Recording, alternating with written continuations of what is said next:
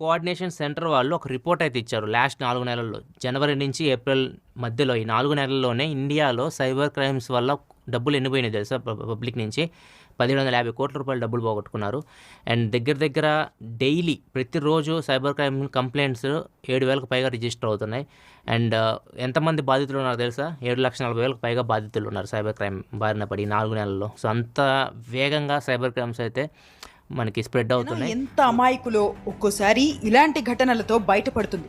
మీ bank details, UPI ఐడీలు, passwords ఎవ్వరికీ తెలియనివ్వద్దని ఎన్నిసార్లు మొత్తుకున్నా కొంతమంది ఏ మాత్రం పట్టించుకోవడం లేదు. ఇలా అజాగ్రత్తగా ఉన్న ఓ మహిళ తన అకౌంట్లో డబ్బును పోగొట్టుకుని పోలీసులను ఆశ్రయించింది. సూర్యాపేట జిల్లా కోదాడలో ఓ దుకాణం వద్దకు వెళ్లిన ఓ యువకుడు తెలివిగా షాప్ ఓనర్ మొబైల్ నుంచి ఫోన్ పే ద్వారా డబ్బు కొట్టేశాడు. Welcome to feeless education Telugu channel. ఈరోజు మనం సైబర్ క్రైమ్స్ అంటే ఏంది, వాటిని ఏ విధంగా నిర్మూలించాలనే దాని మీద వీడియో చేయడం జరుగుతుంది. Friends, please support us, please like, share and subscribe. Friends, ఈరోజు మనం ఈ వీడియోలో తెలుసుకోబోతుంది ఏంటంటే సైబర్ క్రైమ్స్ అంటే ఏంది, ఏ విధంగా జరుగుతాయి, ఏ విధంగా అరికట్టాలి అనే వాటి గురించి తెలుసుకుందాం. ఫ్రెండ్స్, ముఖ్యంగా మనం గమనించినట్లయితే డెవలప్ అవుతున్న టెక్నాలజీ కొత్త ఇన్నోవేషన్స్ని మరియు ఎన్నో విషయాలని మనకి చేరువేస్తుంది. దానిని కొంతమంది మంచి చేయడానికి వినియోగిస్తుంటే ఇంకొంతమంది దానిని మోసం చేయడానికి మరియు సైబర్ నేరాలకు వినియోగిస్తున్నారు. ఇది అంతకు పెరిగిపోతుంది. దీనిని అరికట్టాలంటే ముందుగా మనం సైబర్ క్రైమ్స్ అంటే ఏంది, అవి ఎన్ని రకాలు, ఎవరెవరిని టార్గెట్ చేస్తాయి, ఏ విధంగా వాటిని గుర్తించాలి అనే దాని గురించి ఈ వీడియో చేయడం జరుగుతుంది. Please like, share and subscribe. Friends, ఇప్పుడు ముఖ్యంగా మనం చూసుకున్నట్లయితే సైబర్ క్రైమ్స్ అంటే ఏంది, సింపుల్ అండ్ షార్ట్ ఫామ్లో సైబర్ క్రైమ్ అంటే ఏంటంటే టీవీలో చూపిస్తుంటూ ఈ హ్యాకింగ్ అంటే ఏంది, మన ఇంట్లో కూర్చొని పక్కింటికి బొక్కబెట్టుడు. ఓ గట్లనా. కంప్యూటర్లు, నెట్వర్క్లు లేదా ఇంటర్నెట్ని వినియోగించి జరుగుతున్న నేరాలను సైబర్ క్రైమ్స్ అంటారు. ఫ్రెండ్స్, క్రైమ్స్ అనేవి చాలా విధాలుగా జరుగుతాయి. వీటిలో ముఖ్యంగా మనకి తెలిసినవి ఎక్కువగా జరిగే ఏంటి అనేది తెలుసుకుందాం. ముఖ్యంగా 4 రకాలు ఉన్నాయి. వాటిలో first one fishing, second one malware and viruses, third one FedEx scams, fourth one cyber kidnapping. ఇప్పుడు మనం ఒక్కొక్క దాని గురించి పూర్తిగా తెలుసుకుందాము. ఫిషింగ్ అంటే నమ్మకమైన సంస్థలాగా మనల్ని నమ్మించి ఆ కంపెనీస్ నుంచి మనకు మెయిల్స్ పెడతారు. ఆ మెయిల్స్ ద్వారా మన సెన్సిటివ్ ఇన్ఫర్మేషన్ని వాళ్ళు తీసుకోవడానికి ట్రై చేస్తుంటారు. ఫ్రెండ్స్, ఫిషింగ్ని స్కామర్స్ ఎక్కువగా సైబర్ క్రైమ్స్ చేయడానికి వినియోగిస్తుంటారు. అంటే ట్రస్టెడ్ కంపెనీస్ లాగా మనల్ని నమ్మించి మన సెన్సిటివ్ ఇన్ఫర్మేషన్ని గ్యాదర్ చేయడానికి ట్రై చేస్తుంటారు. ఇది ఫస్ట్ వన్. సెకండ్ వన్ ఏంటంటే malware and viruses. Malware and viruses అంటే సింపుల్గా ఏంటంటే అన్వాంటెడ్ లింక్స్ మనకి సెండ్ చేసి మెసేజ్ రూపంలో వాటిని క్లిక్ చేసి మన దగ్గర నుంచి మన పర్సనల్ ఇన్ఫర్మేషన్ని తీసుకోవడానికి, అదేవిధంగా వాళ్ళు మాల్వేర్ పేరుతో కూడిన యాప్స్ని ఇన్స్టాల్ చేయించి మన దగ్గర ఉన్న సేఫ్టీ ఇన్ఫర్మేషన్ని, మన ప్రైవసీని దెబ్బతీయడానికి ట్రై చేస్తుంటారు. ఇది మాల్వేర్ అండ్ వైరసెస్ అంటే. నెక్స్ట్ థర్డ్ వన్ ఏంటంటే FedEx scams. FedEx scams mostly ఎక్కువగా జరుగుతున్నాయి. One of the main scams in cyber crimes. FedEx scams గురించి ఇప్పుడు చూద్దాము. ఫెడెక్స్ స్కామ్స్ అంటే కాల్ వస్తుంది, ఏది అన్వాంటెడ్ నెంబర్ నుంచి మనకు ఒక కాల్ వచ్చి ఫోన్లో ఏదో ప్రొఫెషనల్స్ అంటే విచ్ మీన్స్ ఫోన్లో అఫీషియల్స్ మాట్లాడుతున్నట్టు మనల్ని నమ్మిస్తారు. మేము ఈ సిఐడి డిపార్ట్మెంట్ నుంచి మాట్లాడుతున్నాము లేదా ఇమిగ్రేషన్ డిపార్ట్మెంట్ నుంచి మాట్లాడుతున్నాము, మీకు ఒక పార్సిల్ వచ్చింది something some place to India which means UK నుంచి మీకు ఒక పార్సిల్ వచ్చింది లేదా అమెరికా నుంచి మీకు ఒక పార్సిల్ వచ్చింది, దీంట్లో నార్కోటిక్స్ డ్రగ్స్ ఉన్నాయి, డ్రగ్స్ ఉన్నట్టు మేము గుర్తించాము, మీ మీద కంప్లైంట్ ఫైల్ అయ్యింది అని చెప్పి ఈ కాల్ని హయ్యర్ అఫీషియల్స్ అంటే జడ్జీస్కి కానీ విచ్ మీన్స్ స్పెషల్ జడ్జెస్కి కానీ లేదా పై ఆఫీసర్స్కి ఈ కాల్ని ఫార్వర్డ్ చేస్తారు. వాళ్ళు same as it is video కాల్లో యూనిఫామ్ వేసుకొని మీకు మీ మీద కేసు ఫైల్ అయింది, మీరు ఈ విధంగా కోర్టుకి రావాలి అని చెప్పి ట్రై చేస్తుంటూ ఉంటారు. అంటే మనల్ని మ్యానిపులేట్ చేయడానికి ట్రై చేస్తుంటారు. ఆ తర్వాత ఒక 2 to 3 minutes అట్లా మాట్లాడి కాన్వర్జేషన్ జరిగిన తర్వాత కట్ చేస్తారు. ఆ తర్వాత ఒకతను కాల్ చేసి మీరు ఈ కేసులో నుంచి బయటపడాలంటే మీరు లంసమ్ అమౌంట్ కనుక కడితే మిమ్మల్ని చేయడానికి ట్రై చేస్తాం మేము అని చెప్పి ఇట్లాగా అంటుంటారు. ఇంకా ఈ విక్టిమ్ ఉంటాడు కదా, ఈ విక్టిమ్ ఏంటంటే సఫర్ అయిపోయి ఇంకా ఏదైతే అదైందని చెప్పి అమౌంట్ అనేది పే చేయడానికి రెడీగా ఉంటాడు. ఈ విధంగా ఫెడెక్స్ స్కామ్స్ అనేవి మేజర్లీ జరుగుతుంటాయి. రీసెంట్గానే స్కామ్ జరిగింది. అదేంటంటే మెయిన్లీ హిందూ ఆర్టికల్లో పబ్లిష్ చేస్తున్నారు ఫ్రెండ్స్. అది man loses 4.5 crores to stock market investment fraud in Bengaluru. అంటే అది కూడా ఏంది, ఈ ఆర్టికల్లో చూస్తే మనం 77 years ఓల్డ్ మ్యాన్, అంటే తన 77 ఏళ్ళ వయసు గల వ్యక్తి తన హోల్ లైఫ్ సేవింగ్స్ని అంటే 4.5 crores స్టాక్ మార్కెట్లో ఇన్వెస్ట్మెంట్ చేసి మోసపోయాడు ఫ్రెండ్స్. అంటే ఇట్లాగే సేమ్ ఇది కూడా ఏంటంటే ఒక అన్వాంటెడ్ కాల్ వచ్చింది అతనికి. ఒక అన్వాంటెడ్ కాల్ వచ్చి ఈ విధంగా స్టాక్ మార్కెట్ గురించి అవేర్నెస్ క్రియేట్ చేసి మీరు కొంచెం అమౌంట్ కానీ పెట్టినట్లయితే మీకు హై రిటర్న్స్ అనేవి ఇస్తామని చెప్పి అతన్ని మ్యానిపులేట్ చేసేసారు. మ్యానిపులేట్ చేసిన తర్వాత ఇంక సరేలే అని చెప్పి అతను ఒక వాట్సాప్లో నుంచి ఒక గ్రూప్లో జాయిన్ అయ్యి డైలీ 1 hour క్లాస్ ద్వారా అతను ఆ స్టాక్ మార్కెట్ గురించి కొంచెం ఇన్ఫర్మేషన్ని ప్రొవైడ్ చేయడం వల్ల ఇతను బాగుందని చెప్పి ఒకరంతా కొన్ని రోజులు అట్లాగా నేర్చుకున్న తర్వాత ఆ ఫ్రాడ్ ఎవడైతే ఉంటాడో అతను ఏం చేశాడంటే ఒక సమ్ అమౌంట్ని మీరు ఇన్వెస్ట్ చేయండి, మీకు హై రిటర్న్స్ని చూపిస్తానని చెప్పి సమ్ అమౌంట్ని ఇన్వెస్ట్ చేసేలా ట్రై చేశాడు. అతన్ని మ్యానిపులేట్ చేశాడు విక్టిమ్ని.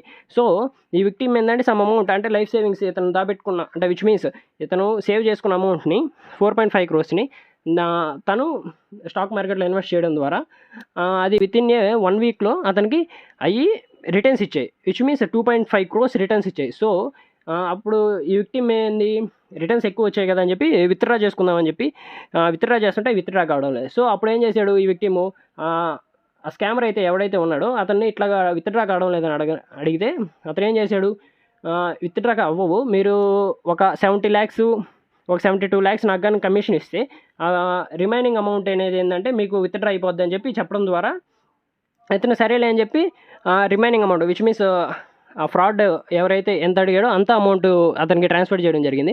ఆఫ్టర్ ట్రాన్స్ఫర్ చేసిన తర్వాత అమౌంట్ అనేది ఇంకా అతనికి విత్డ్రా కావడం లేదు. అండ్ ఆల్సో ఆ వెబ్సైట్ ఏంటంటే బ్లాక్ అయిపోయింది. ఇంకా అతనికి ఏం చేయాలో అర్థం కాక సైబర్ క్రైమ్లో కంప్లైంట్ ఇచ్చారు ఫ్రెండ్స్. ఇది రీసెంట్గా జరిగిన scam, online scams, be cautious. Next one మనం 4th one చూసుకుంటే సైబర్ కిడ్నాపింగ్. సైబర్ కిడ్నాపింగ్ అంటే ఏంటంటే స్కామర్స్ అనేవాళ్ళు ఎక్కువగా ఈ సైబర్ కిడ్నాపింగ్లో స్కామర్స్ అనేవాళ్ళు చిన్నపిల్లల్ని టార్గెట్ చేయడం జరుగుతుంది ఫ్రెండ్స్. అంటే మైనర్స్ని ఇంకా చిన్నపిల్లల్ని టార్గెట్ చేసి వాళ్ళని ఏ విధంగా మ్యానిపులేట్ చేస్తారంటే మీరు ఐసోలేట్గా ఉండాలి, అంటే మీరు మీ పేరెంట్స్కి దూరంగా వెళ్ళిపోయి ఉండాలి, లేదంటే మీ పేరెంట్స్ని చంపేస్తాము, మీ పేరెంట్స్కి హాని చేస్తాం అన్నట్టుగా పిల్లల్ని ఏంటంటే భయపెట్టంగా వాళ్ళు భయపడి ఇంకా ఐసోలేట్కి వెళ్ళిపోతారు అనమాట. ఐసోలేట్ అంటే ఒంటరిగా ఉండడం, అంటే దూరంగా ఉండిపోవడం, అంటే వాళ్ళ ఇంట్లో కాకుండా పారిపోయి వేరే దగ్గర వాళ్ళు చెప్తారు ఒక ప్లేస్, ఆ ప్లేస్లో ఉండడానికి ట్రై చేస్తారు. ఆ తర్వాత ఒక 2-3 రోజులు కనపడకుండా పోయిన తర్వాత ఆ స్కామర్ ఏంటంటే కాల్ చేసి మీ పిల్లవాడు మా దగ్గర ఉన్నాడు, మేము కిడ్నాప్ చేస్తున్నాము, ఈ విధంగా కిడ్నాప్ చేసాము, మీరు ఇంత సమ్ అమౌంట్ పే చేయకపోతే మీ పిల్లవాడిని చంపేస్తామన్నట్టుగా వాళ్ళ పేరెంట్స్ని నమ్మించిన తర్వాత అమౌంట్ గ్యాదర్ చేసుకుని అంటే విషయం మీన్స్ అమౌంట్ పే చేసేస్తే ఆ పిల్లవాడికి వీళ్ళు చెప్తారు వెళ్ళిపోవడంగానే ఇంకా అంటే ఆ పిల్లవాడిని అంత లావున మ్యానిపులేట్ చేస్తారు వాళ్ళు. అర్థమైందా? అంటే తనకై తానే ఐసోలేట్గా ఉండిపోవడం, దాక్కుని ఉండడం, ఆఫ్టర్ దట్ ఒక 2 to 5 daysలో మళ్ళీ ఆ పిల్లవాడే మళ్ళీ వాళ్ళ ఇంటికి వెళ్ళిపోవడం అనేది వాళ్ళు డిజిటల్గా అంటే మనకు యూజ్ చేస్తున్న మొబైల్ ద్వారానే వాళ్ళు మనల్ని కంట్రోల్ చేయడం జరుగుతుంది. So be cautious friends. ఇదేంటంటే డిజిటల్ కిడ్నాపింగ్ లేదా సైబర్ కిడ్నాపింగ్ అని కూడా అంటారు. ఇంతటితో మనం సైబర్ క్రైమ్స్ ఎన్ని రకాలనేవి తెలుసుకుందాము. మెయిన్లీ చూడండి, fishing, malware and viruses, FedEx scams, digital kidnapping అనేవి ఈ మెయిన్ 4 సైబర్ క్రైమ్స్. నెక్స్ట్ ఈ సైబర్ క్రైమ్స్ వాళ్ళు ఎవరెవరిని టార్గెట్ చేస్తారంటే ఎక్కువగా హై ప్రొఫైల్ ఉన్న వ్యక్తుల్ని టార్గెట్ చేస్తారు ఫ్రెండ్స్. అంటే ఎక్కువ సెలబ్రిటీస్ కానీ లేదా ఎక్కువ అమౌంట్ ఉన్న వాళ్ళని, అంటే విచ్ మీన్స్ ఎక్కువ డబ్బు ఉన్న వాళ్ళని, ఫైనాన్షియల్గా స్టేబుల్ అయ్యి బాగా మంచిగా ఉన్న వాళ్ళని టార్గెట్ చేస్తుంటారు. అదే మళ్ళీ రిమోట్ విలేజెస్లో ఉంటారు కదా జనాలు, పెద్దగా ఎడ్యుకేట్ కాకుండా పెద్దగా అవగాహన లేని వాళ్ళని టార్గెట్ చేస్తుంటారు. సైబర్ స్కామర్స్ అనేవాళ్ళు ఈ విధంగా టార్గెట్ చేస్తుంటారు. ఇప్పుడు నెక్స్ట్ మనం సైబర్ నేరాల ప్రభావం, అంటే ఏ విధంగా సైబర్ నేరాలు ప్రభావం చూపిస్తాయి అంటే మనల్ని ఫైనాన్షియల్గా అన్స్టేబుల్ చేస్తాయి. మన దగ్గర నుంచి సెన్సిటివ్ ఇన్ఫర్మేషన్, పర్సనల్ ఇన్ఫర్మేషన్ని వాళ్ళు గ్యాదర్ చేసి దాన్ని పబ్లిక్లో డిస్ప్లే చేయడానికి ట్రై చేస్తుంటారు. నెక్స్ట్ వన్ ఏంటంటే మానసికంగా విచ్ మీన్స్ మెంటల్లీ మనల్ని అన్స్టేబుల్ చేసేస్తారు ఫ్రెండ్స్. ఇది వాటి యొక్క ఎఫెక్ట్స్. నెక్స్ట్ వన్ మనం చూసుకున్నట్లయితే వీటిని ఏ విధంగా ఐడెంటిఫై చేయాలి, విచ్ మీన్స్ ఏ విధంగా మనం గుర్తించాలి అనేది మనం ఇప్పుడు చూద్దాం ఫ్రెండ్స్. ఏ విధంగా గుర్తించాలి, ఏ విధంగా నిర్మూలించాలి అనే దాన్ని ఇప్పుడు మనం చూద్దాము. వీటిని ఏ విధంగా గుర్తించాలంటే ఎవరైనా అన్వాంటెడ్ నెంబర్స్ వచ్చి మీ ఓటీపీ చెప్పండి, మేము బ్యాంక్ మేనేజర్ని సమ్ బ్యాంక్ అకౌంట్ నుంచి మాట్లాడుతున్నాము అని చెప్పి ఈ విధంగా కాల్ చేస్తారు. కాల్ చేసినప్పుడు ఓటీపీ చెప్పమన్నారు అనుకోండి, డైరెక్ట్ మేము వచ్చి కాంటాక్ట్ అవుతామని చెప్పి మీరు కాల్లో మాట్లాడితే వాళ్ళు ఇంకా అవాయిడ్ అయిపోతారు. ఈ విధంగా మనం ఐడెంటిఫై చేయొచ్చు అనమాట. అంటే ఎవరో ఫోన్లో కాల్ చేసి మన ఓటీపీలు కానీ లేదా మన సెన్సిటివ్ ఇన్ఫర్మేషన్ని గ్యాదర్ చేయడానికి ట్రై చేస్తుంటారు. అప్పుడే మనం కాషియస్గా ఉండి మనం అర్థం చేసుకోవాలి ఇది సైబర్ క్రైమ్ జరుగుతుంది అని చెప్పి మనం అవేర్గా ఉంటే మనం వాళ్ళని నిర్మూలించడానికి ట్రై చేయొచ్చు. ఈ సైబర్ క్రైమ్స్ ఏ విధంగా జరుగుతాయంటే మిమ్మల్ని ఓటీపీ అడగడం కానీ లేదంటే ఏవైనా అన్వాంటెడ్ లింక్స్ సెండ్ చేసి ఈ యాప్ ఇన్స్టాల్ చేసుకోండి మీకు సమ్ రెఫర్ అమౌంట్ వస్తుంది, లేదా యాప్ ఇన్స్టాల్ చేసుకుంటే మీ ఫోన్ పర్ఫార్మెన్స్ కొంచెం ఇంక్రీజ్ అవ్వద్దని చెప్పి ఈ విధంగా మనల్ని మ్యానిపులేట్ చేస్తుంటారు. నెక్స్ట్ వన్ ఏంటంటే మీరు స్ట్రాంగ్ పాస్వర్డ్స్ యూజ్ చేయాలి.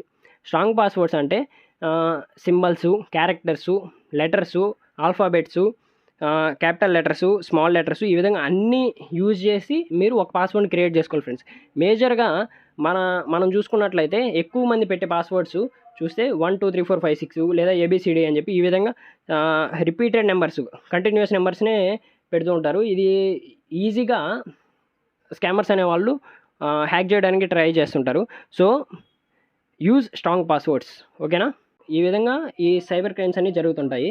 మనం ఈ సైబర్ క్రైమ్స్ బారిన పడ్డామని అనుకుంటే ఏ విధంగా నిర్మోహమాటంగా కంప్లైంట్ అనేది ఫైల్ చేయండి ఫ్రెండ్స్. ఎందుకంటే ఎవరికి భయపడిన అవసరం లేదు. మీరు దగ్గరున్న స్టేషన్లో కానీ లేదంటే మనకి సైబర్ క్రైమ్ పోర్టల్ అని చెప్పి ఒక వెబ్సైట్ ఉంది ఫ్రెండ్స్, నేను కింద డిస్క్రిప్షన్లో ఇస్తాను. దాని ద్వారా అయినా కూడా మనం కంప్లైంట్ అనేది రేజ్ చేయొచ్చు. అండ్ ఆల్సో మన హెల్ప్ లైన్ నెంబర్ ఉంది, ఆ హెల్ప్ లైన్ నెంబర్కి కూడా మనం కాల్ చేసి మన కంప్లైంట్ అనేది మనం ఎక్స్ప్లెయిన్ చేస్తే మనకి సొల్యూషన్ అనేది తెలుస్తుంది. So please be cautious and aware about the cyber crimes. Please like, share and subscribe friends.